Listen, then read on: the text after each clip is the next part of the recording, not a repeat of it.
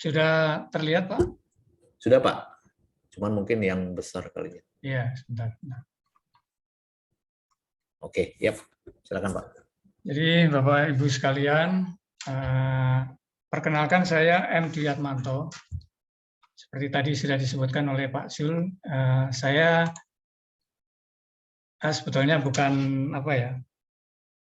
terlalu expert lah di dalamnya. Cuman saya dulu di dalam pekerjaan saya ada hubungannya dengan lingkungan. Kebetulan saya dulu di Pusat Penelitian Pengembangan Minyak dan Gas Bumi Lemigas.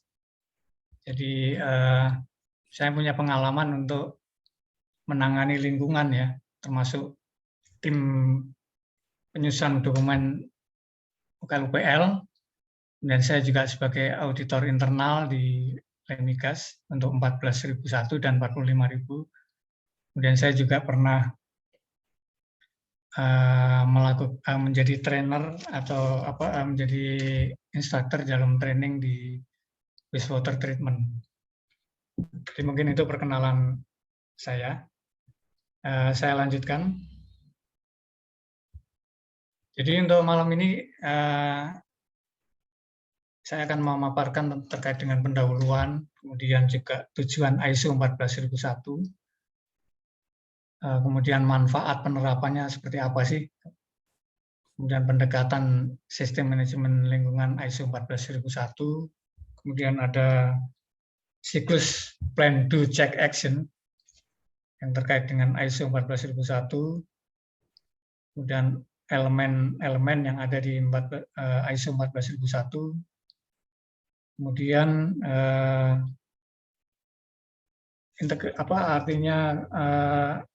elemen tersebut di 14001 dalam siklus PDCA itu seperti apa.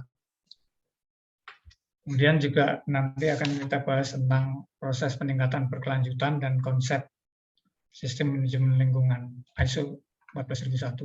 Serta nanti akan saya sampaikan contoh yang aspek dan dampak yang ini tentunya di dalam ISO 14001 itu sesuatu yang menjadi hal yang harus dipenuhi ya untuk menentukan aspek dan dampak. Dan kemudian strategi implementasinya seperti apa.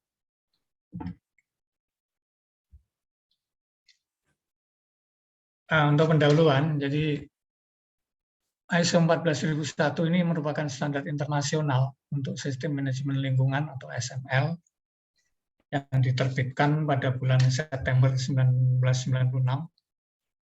dan diadopsi oleh pemerintah Republik Indonesia masuk dalam standar nasional SNI menjadi SNI 14001. ISO 14001 merupakan standar yang memadukan dan menyeimbangkan kepentingan bisnis dan lingkungan tentunya. Sehingga terhadap upaya perbaikan kinerja yang dilakukan oleh perusahaan ini yang disesuaikan dengan sumber daya perusahaan, baik itu manusia, teknis maupun finansial ini bisa menjawab untuk perbaikan kinerja lingkungan.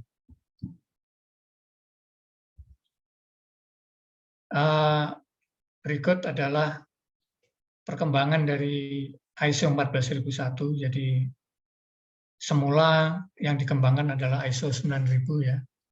Kemudian pada tahun 1992 dimulai dengan ISO 14000 series. Dan kemudian di tahun 96 standar ini sudah mulai dipublish.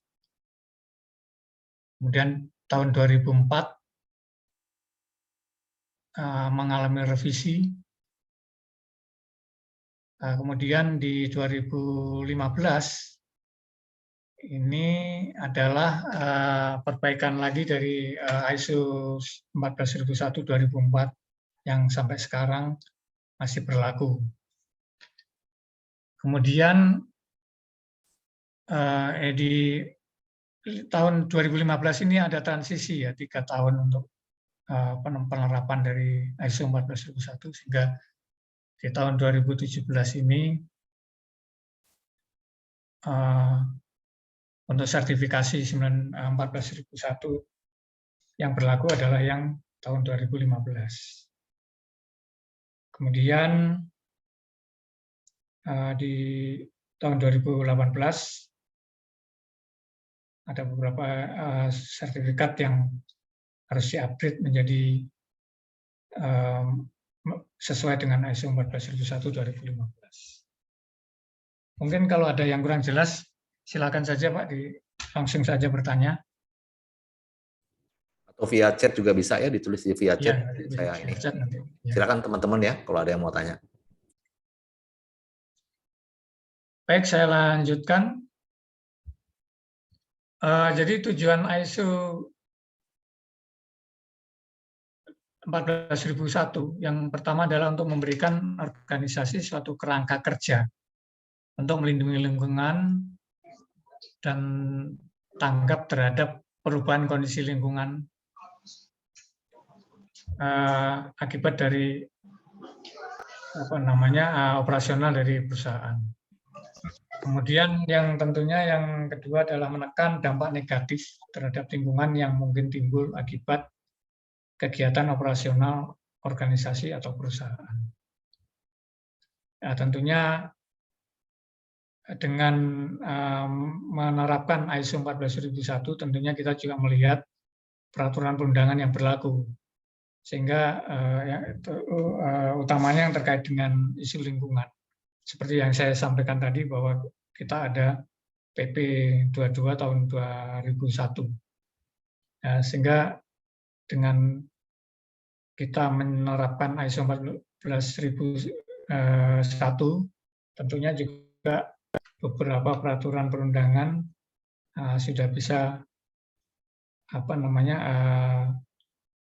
bisa ditaati dengan adanya penerapan ISO 14001. Kemudian yang tidak kalah penting adalah membantu organisasi atau perusahaan untuk meningkatkan kemampuannya dalam memperbaiki kualitas lingkungan hidup. Mungkin itu yang terkait dengan tujuan. Dan saya lanjutkan. Nah, manfaatnya apa menerapkan ISO 14001? Yang pertama ya tentunya sudah pasti menurunkan potensi dampak terhadap lingkungan. Karena apa? Karena di dalam ISO 14001 perusahaan diwajibkan untuk melakukan pemantauan dan pengukuran terhadap lingkungan. Kemudian tentunya meningkatkan kinerja lingkungan. Dengan dilakukan pemantauan lingkungan, tentunya kalau seandainya misalnya hasil pengukuran atau pemantauannya itu melebihi baku mutu, tentunya kinerja lingkungan akan turun. Sehingga dengan dilakukan pemantauan, pengukuran, tentunya perusahaan kan akan memperbaiki sehingga comply terhadap peraturan yang ada. Karena di PP 22 pun disebutkan di lampirannya itu ada beberapa terkait dengan baku mutu, baik itu baku mutu kebisingan, baku mutu air permukaan, dan baku mutu yang lain ya. Banyak. Kemudian dengan demikian ya tentunya menurunkan risiko pertanggungjawaban lingkungan. Sehingga karena perusahaan melakukan pemantauan, mereka dengan secara dini tentunya dampak yang ditimbulkan oleh operasional perusahaan sudah bisa diketahui bahwa itu apakah menimbulkan risiko atau tidak. Dan yang terakhir adalah sebagai alat promosi untuk menaikkan citra perusahaan, seperti yang saya sampaikan tadi, bahwa di dunia internasional pasti akan memperhitungkan kalau misalnya perusahaan itu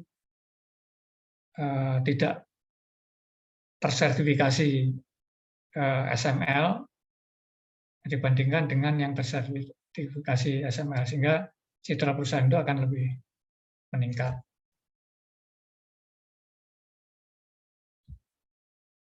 Kemudian pendekatan sistem manajemen yang ada di ISO 14001 itu ada 4. Yang pertama adalah plan, Ini dengan menetapkan sasaran, lingkungan, dan proses yang diperlukan untuk mendapatkan hasil yang sesuai dengan kebijakan lingkungan dari organisasi atau perusahaan.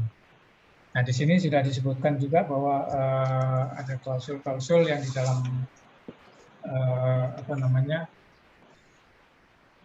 di dalam plan itu ada beberapa yang terkait dengan yang harus dilakukan. Di antaranya adalah konteks organisasi, kemudian objektif dari environment, kemudian terkait dengan isu-isu eksternal maupun isu internal itu masuk di dalam plan. Nanti di belakang ada klausul-klausul mana yang masuk di dalam plan, kemudian mana yang masuk check dan mana masuk do dan action. Nanti akan saya jelaskan. Kemudian untuk cek ini adalah melakukan pemantauan dan pengukuran. Ini di klausul di dalam ISO 14001 dicantumkan bahwa kita juga harus melakukan operational control ya, kemudian monitoring dan measurement. Nah, kemudian untuk do apa saja yang dilakukan dalam menerapkan proses yang telah direncanakan. Yang terakhir adalah action. Action ini adalah melakukan tindakan dari perbaikan ketidaksesuaian yang muncul pada saat dilakukan internal audit maupun external audit terkait dengan penerapan sistem manajemen ISO 14001. Ini adalah hubungan antara PDCA dan kerangka standar ISO 14001. Jadi ada lingkup sistem manajemennya. Ini kemudian kita juga harus mempertimbangkan kebutuhan harapan pihak yang berkepentingan. Ada isu internal dan isu eksternal sebagai pertimbangan juga di dalam melaksanakan plan to check action untuk penerapan ISO 14001.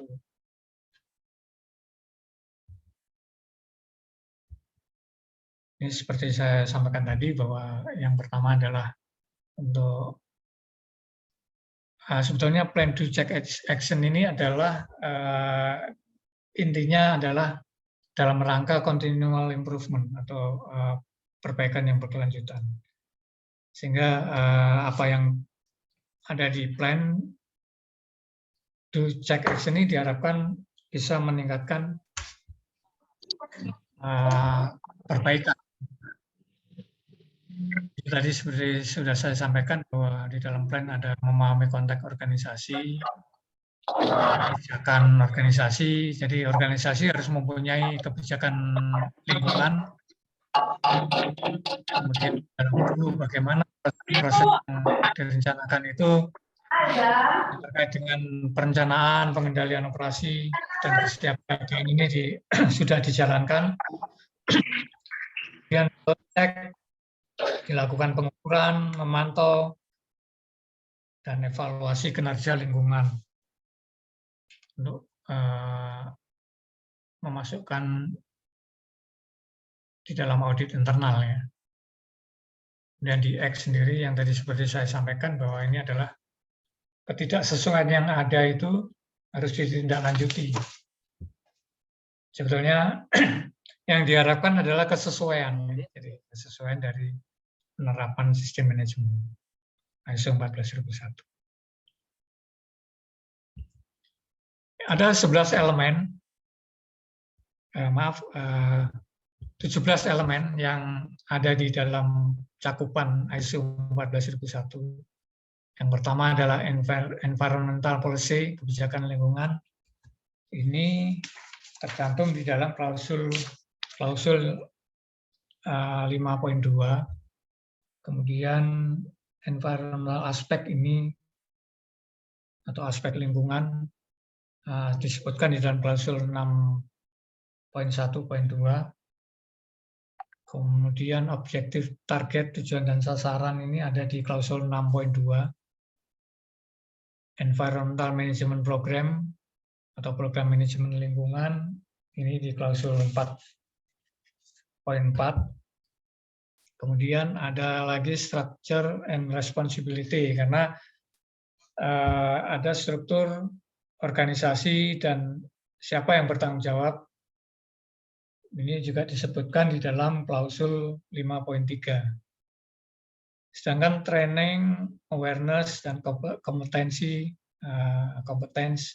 ini terkait dengan pelatihan, kepedulian, dan kompetensi tercantum di klausul 7.2 dan 7.3. Di samping itu juga perlu adanya komunikasi. Komunikasi ini di dalam ISO 14001 diatur baik itu internal maupun komunikasi internal maupun komunikasi eksternal, dan tertuang di dalam klausul 7.4.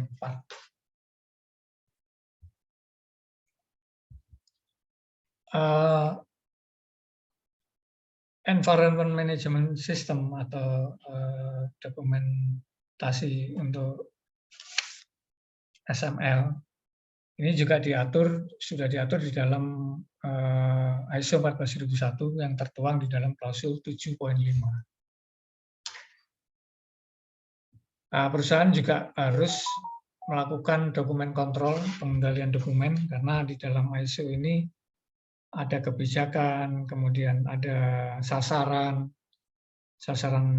lingkungan untuk perusahaan, kemudian juga ada prosedur-prosedur. Itu harus dikontrol peredarannya di mana, kemudian diarsipkan, karena di dalam sistem manajemen ISO 14001 maupun ISO yang lain, apa yang dilakukan harus ditulis, dan yang ditulis harus dilakukan. Oleh karena itu, dokumen kontrol ini sangat penting sekali, karena nanti di dalam kegiatan audit pun juga ini menjadi satu objek untuk menjadi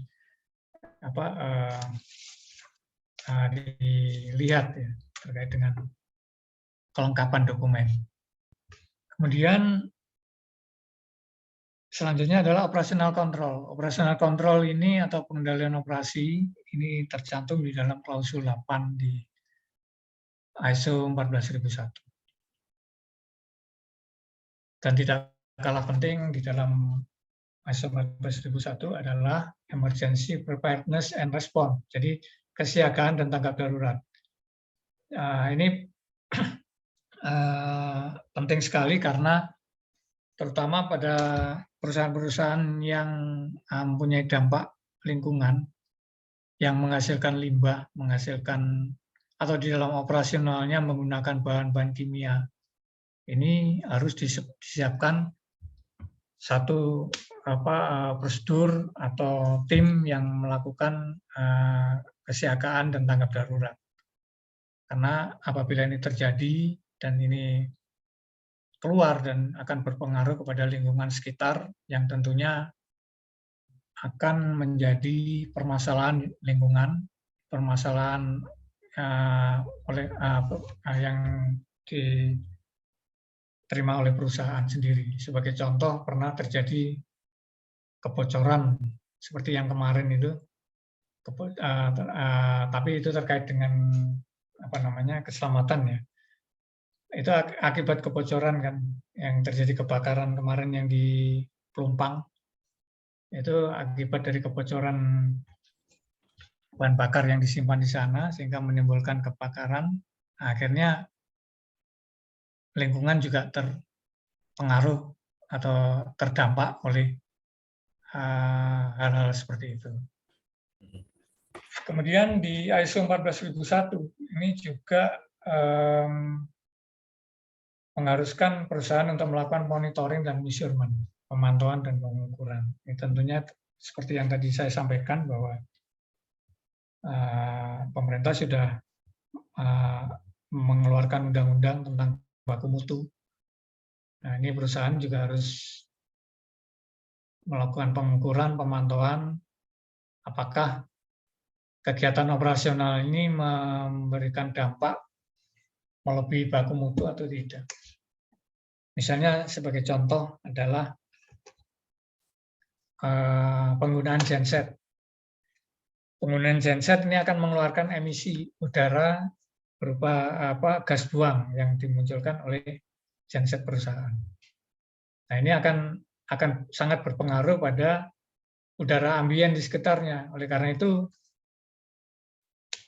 selalu di dalam dokumen lingkungan yang dipunyai oleh perusahaan seperti UKUPL dan AMDAL itu akan dilakukan pengukuran di titik itu. Nah, perusahaan harus menentukan titik sampling di lokasi genset misalnya seperti itu. Nah, kemudian misalnya kalau perusahaan mengeluarkan limbah cair yang nantinya akan dibuang di badan air, itu harus memenuhi baku mutu. Baku mutu air permukaan, baku mutu badan air. Sehingga pada saat efluen yang dikeluarkan oleh pengelola limbah di perusahaan itu harus sesuai dengan baku mutu. Kalau melebihi, maka harus dilakukan tindakan perbaikan atau tindakan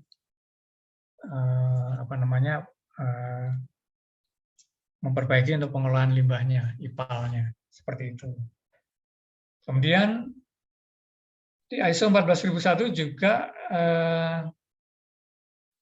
mengatur tentang non-conformance and corrective and preventive action, sehingga ketidaksesuaian yang muncul dari audit, baik itu audit internal maupun eksternal, itu perusahaan wajib untuk menindaklanjuti penyelesaiannya. Tentunya ketidaksesuaian ini kan disebabkan oleh akar permasalahannya apa, bisa di-trace dari ada penyebabnya. Dan perusahaan wajib untuk melakukan tindakan koreksi dan pencegahan sehingga temuan tersebut tidak berulang, sehingga perusahaan bisa melakukan continual improvement. Kemudian tadi yang seperti saya sampaikan bahwa dokumentasi itu yang semua klausul yang ada atau yang tertera di dalam ISO 14001 itu harus terdokumentasi, baik itu kebijakan maupun prosedur-prosedur yang lain, ada ada instruksi kerja dan semua yang terkait dengan operasional perusahaan itu harus tersimpan. Kemudian terrecord. Misalnya tadi saya sampaikan bahwa ada pemantauan terkait dengan emisi udara. Hasil pemantauannya harus disimpan.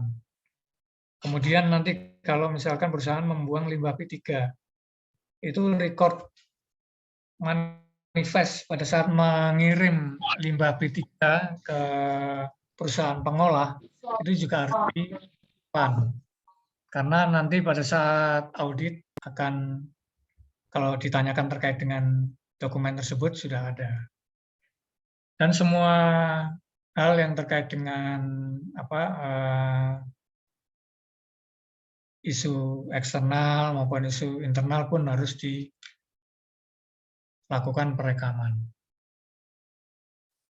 Kemudian perusahaan juga harus melakukan audit. Nah, kalau perusahaan tersebut sudah tersertifikasi oleh badan sertifikasi, maka audit itu akan dilakukan oleh badan sertifikasi tersebut yang biasanya 1 tahun sekali. Kemudian perusahaan juga sebelum dilakukan audit oleh eksternal audit bisa melakukan internal audit terlebih dahulu, sehingga ketidaksesuaian itu bisa diantisipasi sudah dari awal, sudah dari tim internal audit sudah menemukan dahulu sebelum eksternal audit menemukan temuan atau ketidaksesuaian. Kemudian yang terakhir adalah manajemen review. Manajemen review ini adalah hasil daripada audit tadi, tentunya akan dilaporkan kepada top manajemen terkait dengan ketidaksesuaian yang ada dan tindakan koreksi dan pencegahannya seperti apa. Ini manajemen harus tahu, manajemen perusahaan harus tahu untuk kemudian dilakukan pengkajian.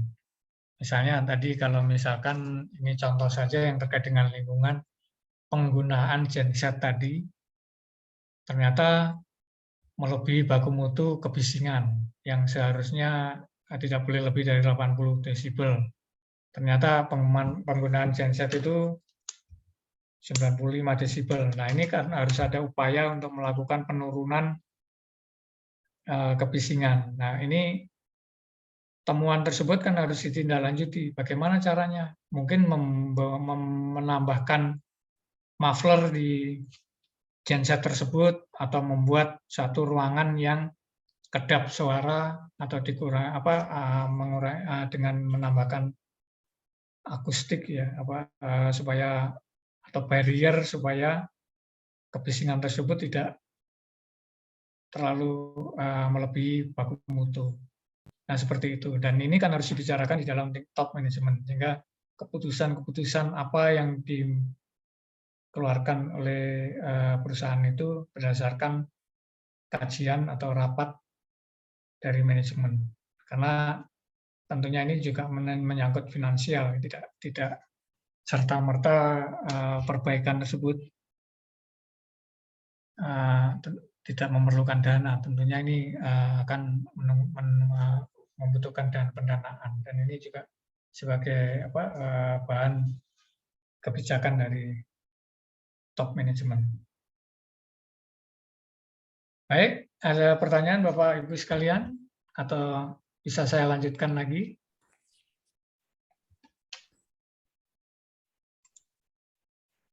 Mungkin dilanjutkan dulu Pak, nanti sesi Ya, terakhir. saya lanjutkan ya Pak ya.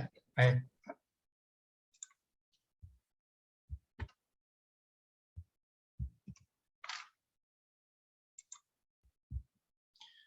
Ini adalah tadi yang saya sampaikan bahwa beberapa klausul yang kaitannya dengan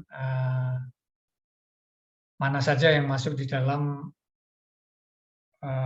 plan, mana saja yang masuk di do, mana saja dicek, dan mana saja yang di action. Jadi untuk klausul 4 dengan subklausul 41, 42, 43, 44, kemudian klausul 4 ini tentang konteks organisasi, kemudian klausul 5 ini tentang leadership, ini dengan subklausul 51, 52, 53, dan planning, klausul 6, subklausul 61 dan 62 ini masuk di dalam plan. Jadi di dalam konsep plan do check action untuk klausul 4, 5, 6 ini masuk di dalam plan. Kemudian klausul 7 tentang support, ini yang terkait dengan resources, sumber daya, kemudian competence, tentang keahlian, awareness, komunikasi, dan documented information, dan operasional, operational planning dan control, emergency preparedness and response itu masuk di dalam do. Kemudian untuk cek sendiri ini terkait dengan performance evaluation di klausul 9. Yang tadi saya sampaikan bahwa ada monitoring, kemudian analisis, evaluasi, ada internal audit, ada kajian manajemen, itu masuk di dalam cek. Di dalam konsep plan do check action yang khususnya dicek.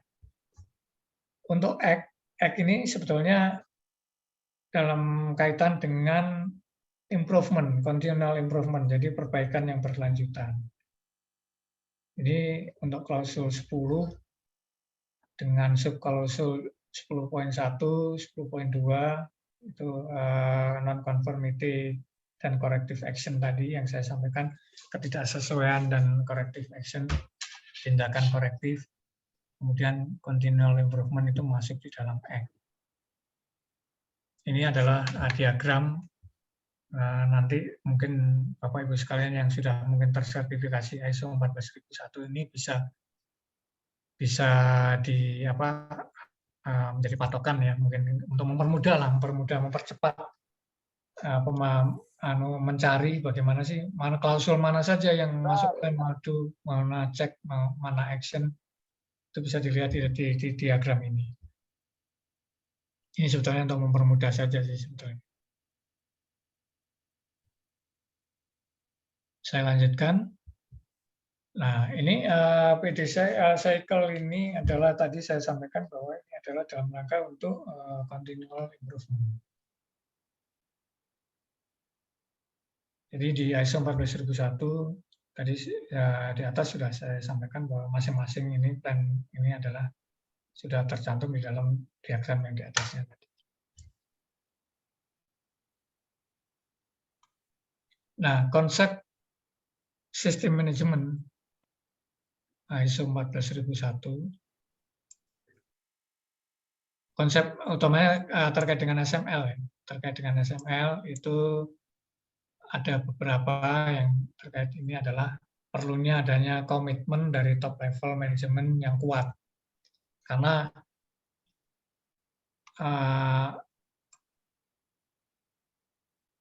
sistem manajemen ini tidak ada artinya kalau tidak ada komitmen dari top level manajemen hingga level yang paling bawah, termasuk kepedulian karyawan dan mungkin pemegang saham. Ini mendukung sekali di dalam penerapan dari sistem manajemen lingkungan. Kemudian juga sistem dokumentasi, prosedur, dan pengawasan ini sudah juga harus diatur di perusahaan. Biasanya kadangkala yang ditemui di lapangan adalah filing ini, sistem dokumentasinya juga enggak terlalu baik, sehingga pada saat dilakukan audit banyak dokumen yang tidak bisa disiapkan secara cepat. Kemudian ada beberapa prosedur yang harusnya ada, dicari-cari nggak ada. Nah, seperti itu, dan pengawasannya ya, tentang pengawasan juga itu kurang, sehingga ini mempengaruhi dalam penerapan sistem manajemen lingkungan. Kemudian juga adanya penyusunan peraturan secara sistematik. Jadi perusahaan juga harus mempunyai peraturan internal untuk dalam rangka penerapan sistem manajemen lingkungan. Demikian juga perlu adanya program pencegahan pencemaran. Kalau bisa mungkin ada manajemen daur ulang, ada reuse, recycle. Kemudian juga tadi saya sampaikan ada pengukuran dan peningkatan yang terus-menerus. Ya, ini beberapa konsep yang harus ada di dalam penerapan sistem manajemen lingkungan itu.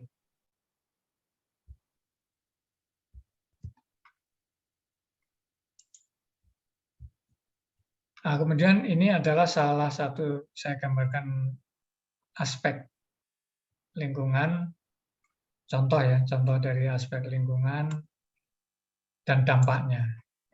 Jadi dari aktivitas wastewater discharge, jadi pembuangan limbah, itu aspeknya adalah adanya kontaminan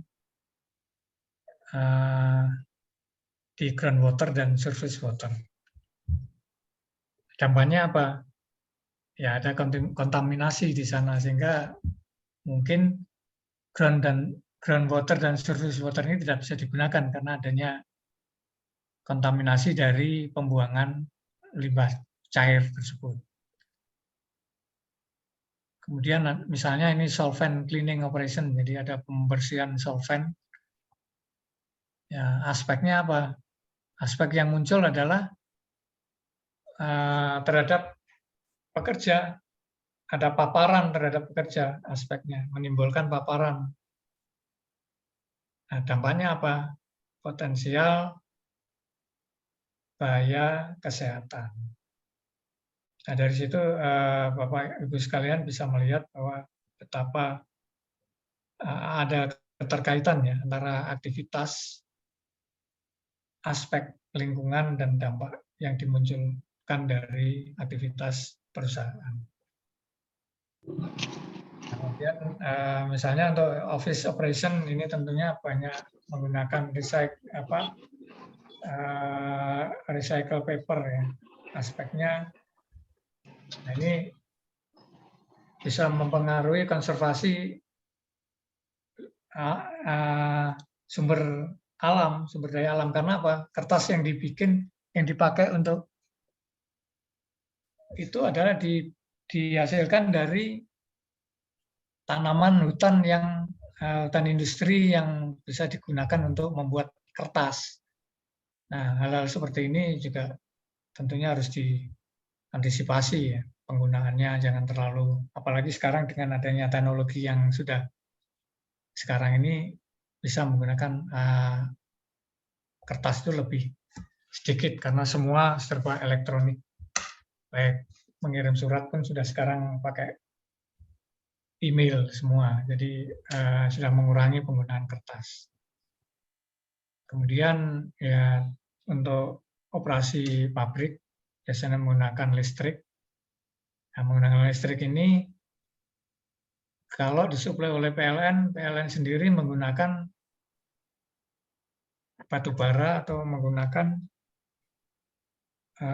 bahan bakar minyak, sehingga ini menimbulkan polusi, pemanasan global dan konsumsi daripada sumber daya tidak terbarukan.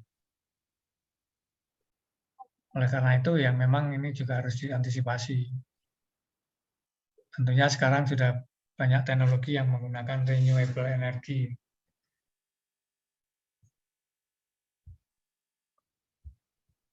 Saya lanjutkan.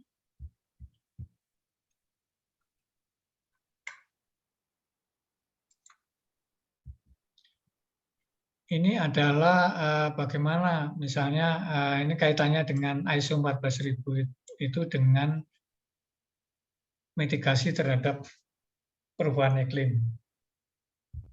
Di klausul 41 disebutkan bahwa ini understanding organisasi dengan its context.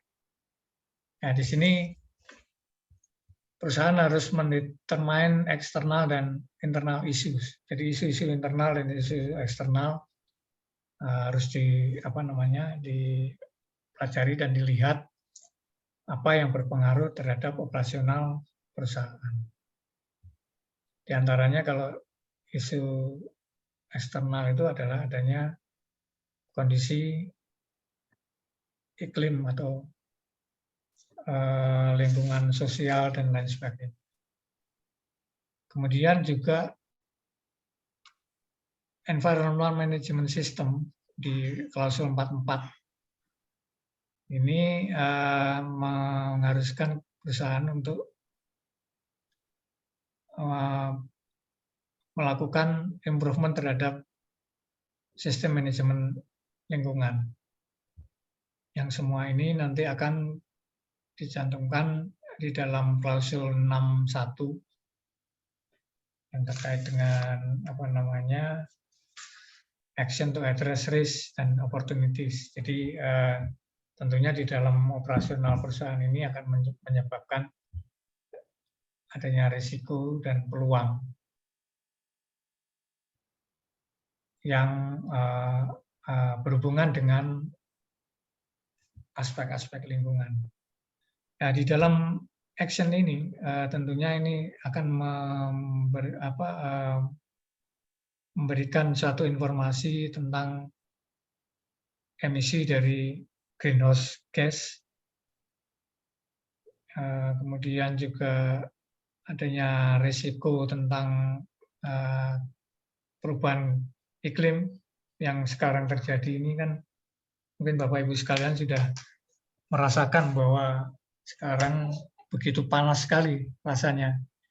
Jadi sudah ada kenaikan suhu harian di beberapa wilayah. Ini akibat juga mungkin adanya polusi udara yang disebabkan oleh aktivitas dari industri. Nah, dari sini mungkin nantinya akan kemudian adaptasi lingkungan ini akan bisa dikurangi dengan implementasi daripada ISO 14001 tadi melalui Plan, Do, Check, dan X tadi. Sehingga inilah hubungan dari ISO 14001 dalam mitigasi terhadap perubahan iklim dan adaptasi terhadap perubahan iklim ini. Sehingga sebetulnya klausul-klausul itu sudah, klausul-klausul yang di 14001 itu sudah sebenarnya mengantisipasi ini gitu. Kalau apabila itu dilakukan, saya kira mungkin juga akan ada pengaruh ya untuk mitigasi dan adaptasi terhadap perubahan iklim ini.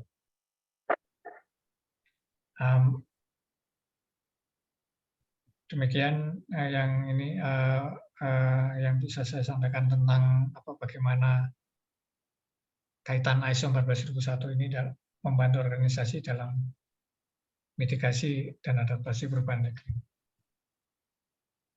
Kemudian saya lanjutkan lagi bahwa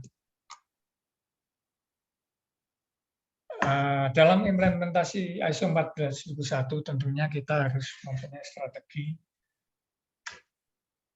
yang harus kita jalankan. Yang pertama adalah tahap 1 yang membangun kesadaran, awareness. Jadi mulai top management sampai dengan level yang terendah itu harus dibangun kesadarannya terhadap lingkungan ya. Kalau tidak ada awareness-nya, tidak ada kesadarannya ya implementasi ini tidak akan bisa berhasil.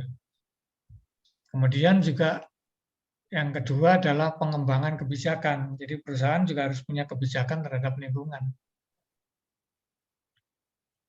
Seperti tadi dengan adanya muncul limbah cair atau emisi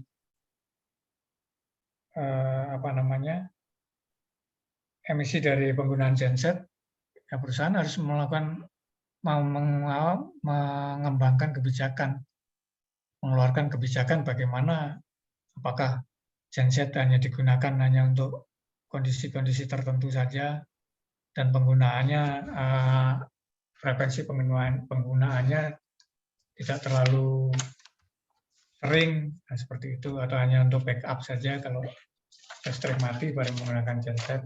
Nah, seperti itu akan dimunculkan dari kebijakan. Kemudian juga dilakukan analisa dan identifikasi.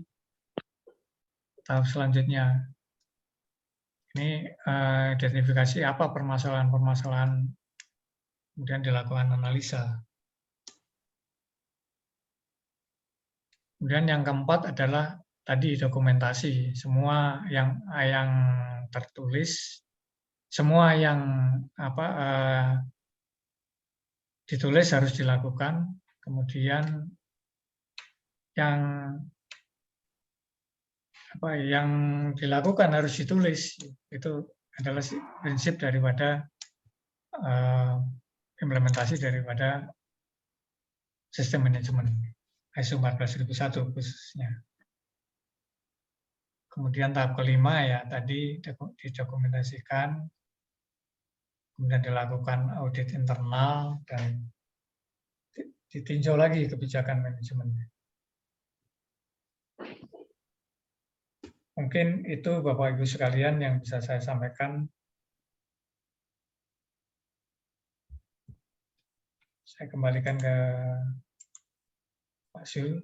Tagline-nya yang harus sebagai tagline adalah seperti yang tercantum di slide ini adalah Jadi keberhasilan sistem manajemen lingkungan itu sangat tergantung pada komitmen dari semua tingkatan yang saya sampaikan tadi, dari top manajemen sampai level yang paling rendah, dan fungsi organisasi sendiri yang dipimpin oleh manajemen puncak.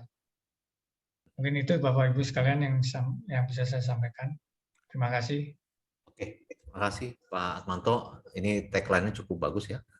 Mungkin biarkan aja dulu Pak, itu ditampilkan lagi Pak Oh iya. materinya. Oke, luar biasa Pak. Saya juga bisa belajar ya Pak. Ini kira-kira tadi dijelaskan bagaimana apa tujuannya ya. Saya kira tujuan daripada ISO 14000 dan juga tadi beberapa persyaratan yang kita harus penuhi untuk kita bisa berhasil mendapatkan sertifikat ISO 14000 ini. Oke, saya tidak berlama-lama karena ini dari tadi banyak yang jadi teman-teman ya, waktu kita mendaftar itu kan ada pertanyaan ya. Kalau nggak salah pertanyaan itu ada sekitar 70. Saya pasti nggak bisa akan ditanyakan hari malam ini. Kemudian ini juga di chat juga banyak yang bertanya. Jadi saya langsung aja, kalau ada Bapak Ibu semuanya, teman-teman yang mau bertanya, silakan open mic aja langsung tanyakan ke Pak Armanto di sini ya. Saya persilakan, silakan.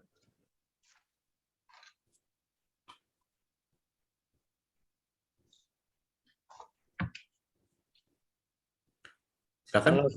Halo. Ya. Ya. Nah, selamat malam Pak Ju dengan Pak Dwi Atmanto. Ya. Ya. Saya Pak Adam dari Batam, Pak. Ya, halo. Pak, silakan, Pak. Nah, silakan, Pak. Ada beberapa pertanyaan yang saya ajukan. Memang perusahaan kami lagi mengarah ke sertifikasi 14.000 yang sekarang kita lagi lakukan. Tapi ada beberapa pertanyaan. Yang pertama, bagaimana kita mengkonversi tentang energi yang kita pakai terhadap greenhouse, itu yang pertama. Energi yang dipakai di perusahaan kami itu listrik saja Pak. Kalau genset kita nggak punya. Itu yang pertama. Yang kedua, bagaimana kita menyusun program untuk penurunan emisi atau penghematan dari listrik dan air yang di internal. Bagaimana kita menyusun program yang betul-betul layak dan bisa terjangkau, seperti itu Pak. Terima kasih. Baik Pak Adam, terima kasih atas pertanyaannya. Mungkin bisa saya tanggapin Pak ya, Pak Jul. Boleh Pak. Ya. Jadi Bapak tadi menyampaikan bahwa perusahaan Bapak menggunakan listrik ya. Ya. Ya, listrik ini kan Bapak disuplai dari PLN ya Pak ya. Betul. Ya. Sementara ini kapasitas yang ini besar sekali apa tidak? Sekitar 800 kPa Pak. 800 kPa. Ya sebetulnya ini kan Bapak sangat tergantung dari pasokan dari listrik PLN, sehingga sebetulnya untuk kegiatan untuk mengurangi greenhouse effect ini, greenhouse gas ini, sebetulnya kan PLN juga punya apa namanya program-program Pak. Ya, jadi contohnya beberapa pembangkit listrik yang ada di PLN itu sudah mengurangi penggunaan BBM, mengurangi penggunaan batu bara, tapi dia menggunakan gas. Sehingga ini akan menurunkan emisi. Yang nantinya emisi ini juga akan mengurangi greenhouse gas ini. Itu mungkin yang pertama ya Pak ya.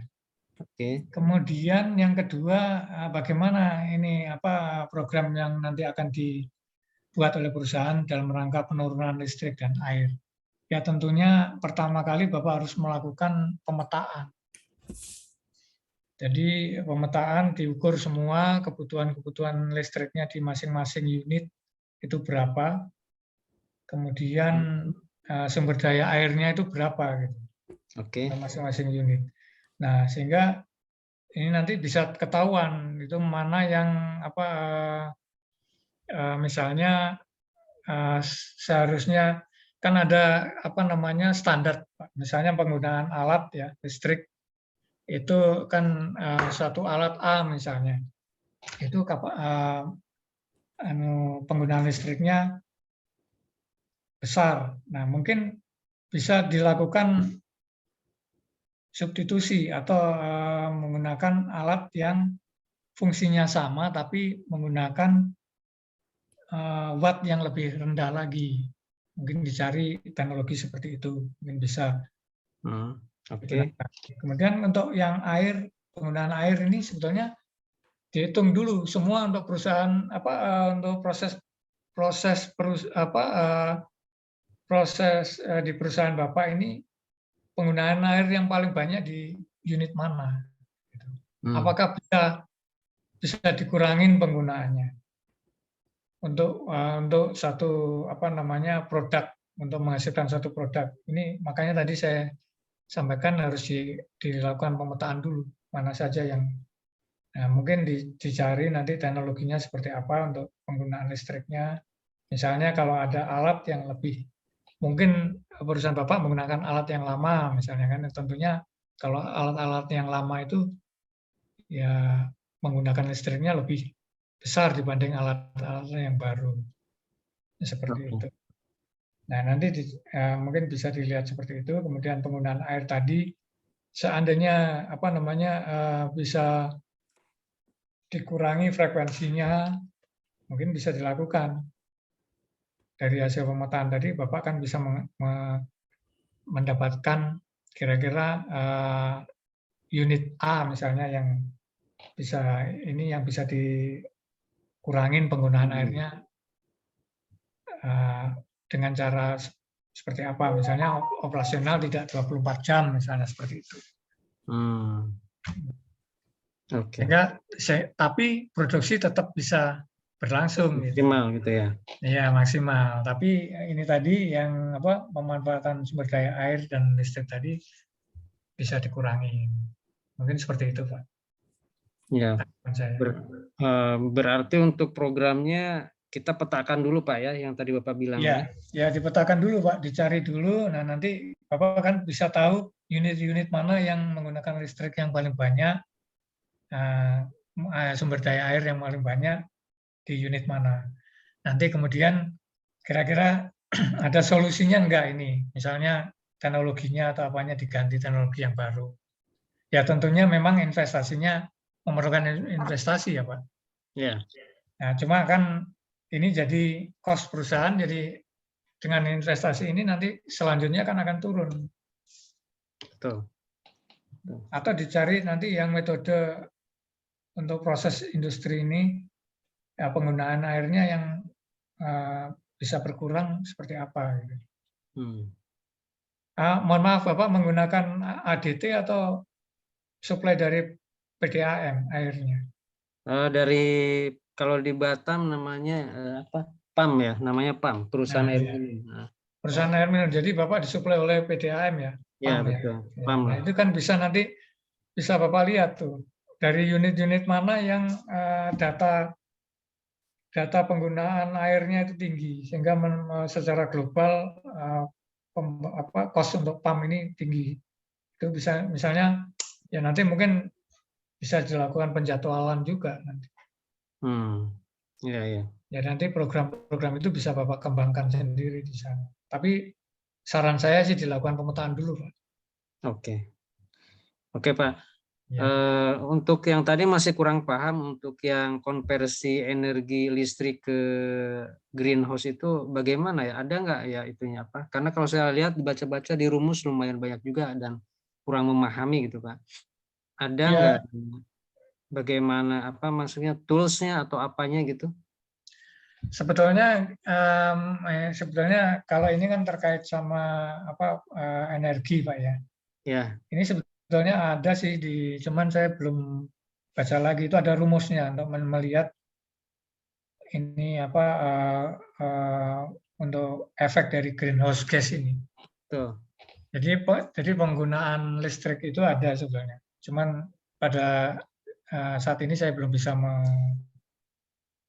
menyampaikan, Pak ya. Oh, oke. Ya. Oke. Mungkin cukup Pak Jul, terima kasih. Terima kasih Pak. Ya, mungkin Ya. yang lain silakan. Saya akan tambahkan waktunya sedikit ya. Ada lagi pertanyaan lain? Assalamualaikum Pak. Waalaikumsalam. Waalaikumsalam. Silakan Pak. Ya, selamat malam Pak Zul, Pak Dwi. Selamat malam. Ya, nama saya Bursamin dari Bengkulu Pak. Iya. Silakan Pak.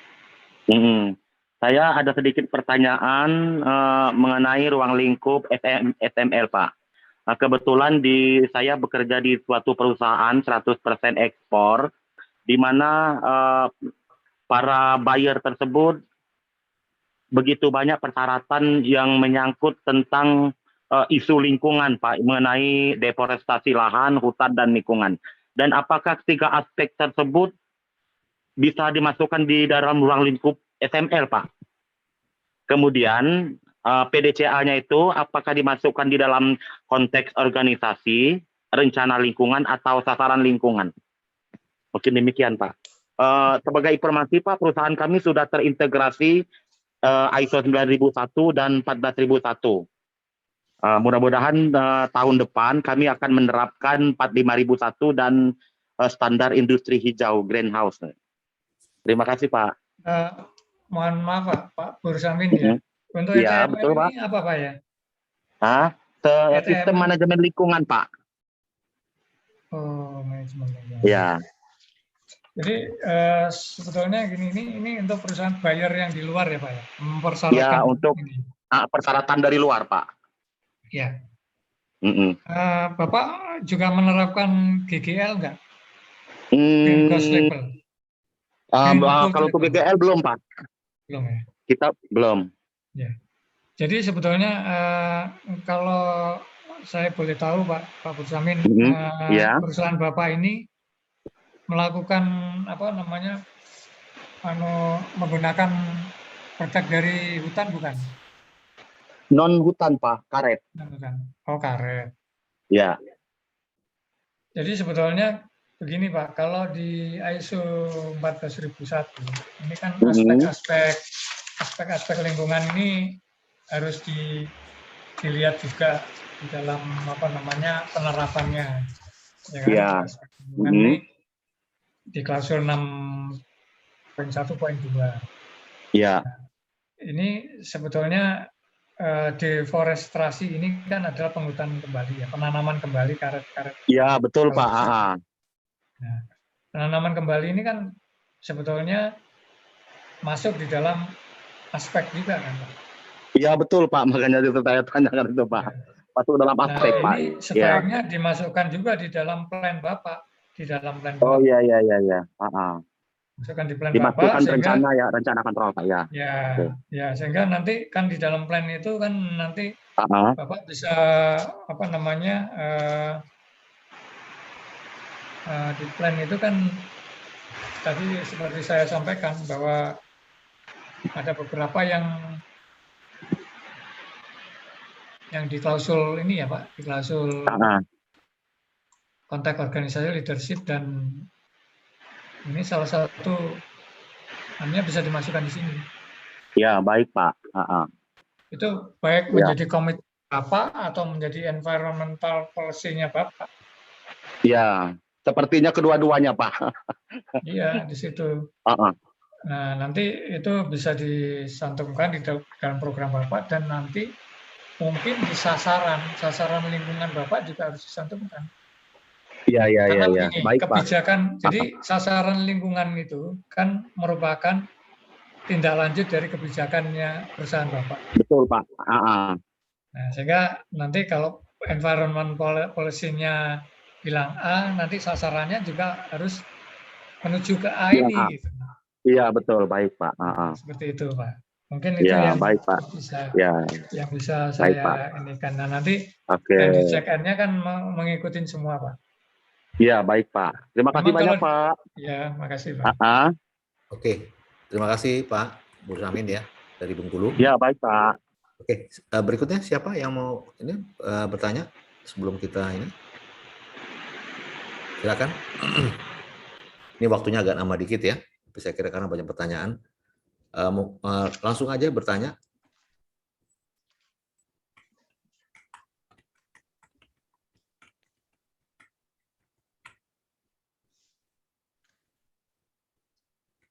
Oke, kalau tidak ada mungkin saya aja ya. Saya ambil dari beberapa pertanyaan Pak Atmanto ya. Ya, boleh, Pak. Beberapa ini ada sampai saya cuma pilih beberapa 10 aja. Tadi beberapa pertanyaan yang 10 ini sudah ada beberapa yang dijawab sih tadi ya. Ini satu Pak, bagaimana penerapan life cycle perspektif di industri manufaktur? Nah ini tadi kayak menarik nih life cycle perspektif ya Pak. Sebab life cycle perspektif ini muncul di ISO 14000 termasuk yang baru nih Pak. Monggo Pak, silakan Pak. Baik, Pak. Ada beberapa contoh life cycle perspektif yang dapat dilakukan oleh perusahaan. Yang pertama adalah dari mulai tahap perolehan bahan mentah. Kemudian ini mulai dari pembelian bahan mentahnya dari pemasok lokal atau dari tempat lain ya. Kemudian ini tentunya juga terkait dengan transportasinya dari apa namanya produsen bahan mentah tersebut ke pabrik ya. Kemudian yang kedua adalah dari tahap desainnya, Pak.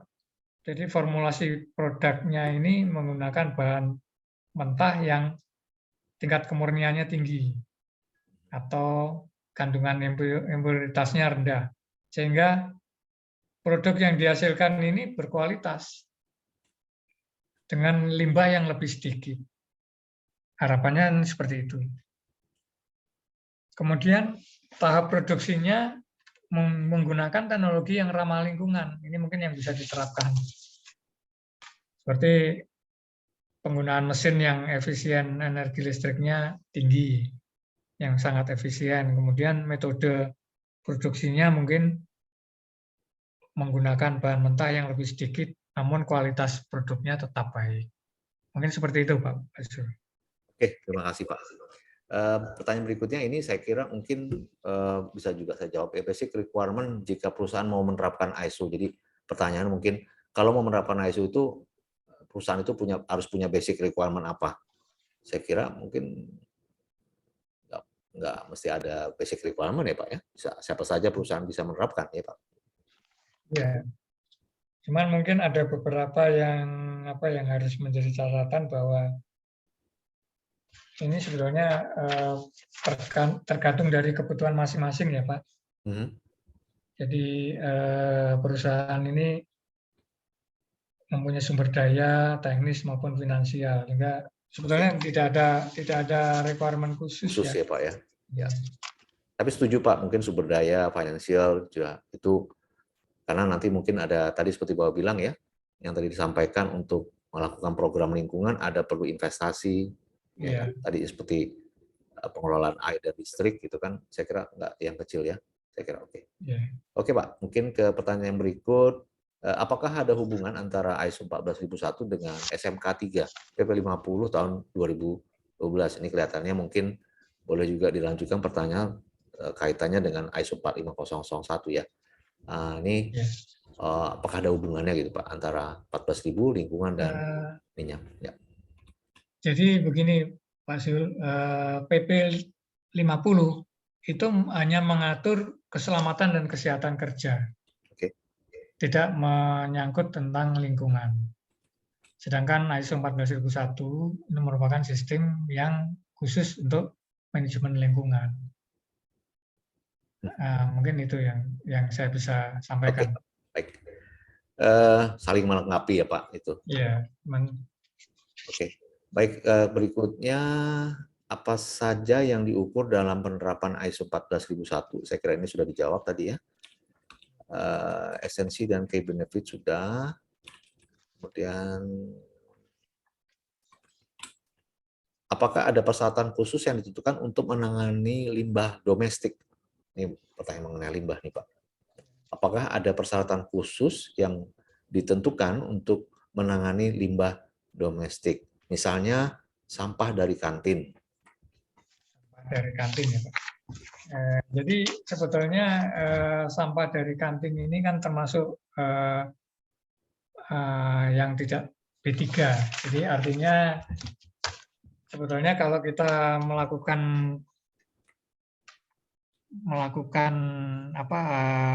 penanganan sampah ini ya cukup dengan memilah antara organik, anorganik, seperti itu. Kalau untuk kantin ini kan kebanyakan limbahnya tidak limbah yang B3. B3 ya. Ya, jadi saya kira lebih simpel ya dibanding kalau yang perusahaan yang menghasilkan limbah B3. Jadi cukup dipilah saja bahwa ini masuk jenis organik atau non-organik. Kalau jenis-jenis organik itu misalnya sisa-sisa makanan, itu masuk di dalam sampah organik.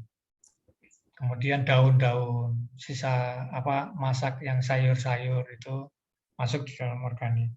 Kemudian yang non-organik itu ya bangsa plastik, itu yang botol-botol itu masuk di dalam non-organik. Mungkin itu Pak. Terima kasih. Ini pertanyaannya sulit ini saya kira nih. Pertanyaannya berkaitan juga dengan standar ISO yang lain ya. Bagaimana merubah mindset manajemen tentang penerapan ISO 14001 yang banyak mengeluarkan biaya. Jadi kelihatannya penerapan ISO perlu banyak biaya. Nah, bagaimana nih supaya manajemen mungkin mau ya mengeluarkan biaya untuk ini. Saya kira pertanyaan ini bukan hanya ke ISO 14000 saja ya, tapi juga standar-standar ISO yang lain ya. Mungkin gimana komentar dari Pak Armanto? Ya, kalau menurut saya sih harus meyakinkan manajemen ya Pak, bahwa penerapan ISO 14001 ini dapat malah mengurangi biaya dampak lingkungan yang ditimbulkan. Timbang kalau dia menghasilkan limbah yang berdampak kepada masyarakat sekitar. Itu kan komplainnya juga besar, kompensasinya juga tinggi. Dan tentunya juga yang lebih berat lagi dia tidak comply terhadap peraturan kan. Sanksinya berat sekali gitu. Itu akan malah menimbulkan biaya kos yang lebih besar lagi. Dan waktu penyelesaian yang tidak sebentar gitu. Bagaimana kita meyakinkan ke manajemen ya Pak, contohnya gitu ya. Jadi artinya itulah bagaimana kita bisa menyampaikan dengan baik ya Pak. Iya, gitu. Menyampaikan dengan baik bahwa ini dengan penerapan ini kan kita melakukan pengukuran dampak, pengukuran ini sehingga limbah yang dikeluarkan pun sudah terdeteksi kalau dia melebihi baku mutu kan. Sehingga tidak ada komplain dari masyarakat sekitar atau yang lain, tentunya akan malah menimbulkan biaya besar gitu. Ya. Oke Pak, ini pertanyaan terakhir saya ambil dari chat ya, karena waktunya sudah habis. Ini ada pertanyaan berkaitan dengan bagaimana membedakan antara aspek dampak lingkungan dengan risiko dan dampak lingkungan. Jadi mungkin pertanyaan itu bagaimana membedakan antara aspek dan dampak lingkungan dengan risiko dan dampak lingkungan. Karena menurut seorang auditor, keduanya harus dibedakan pemantauannya. Tidak boleh dijadikan dalam satu sheet. Ya. Maksudnya risiko dan peluang kali ya Pak ya? Maksudnya ini pertanyaannya ya. Jadi begini Pak, dampak itu adalah aspek lingkungan itu seperti yang tadi saya sampaikan di slide saya. Mungkin saya lihat dulu ya.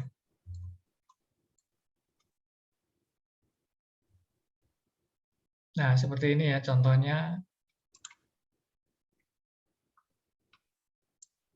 Ini kita harus melihat nih, misalnya dari aktivitas ini ya, pembuangan wastewater discharge, pembuangan limbah cair. Ini aspeknya apa? Kontaminan emission pada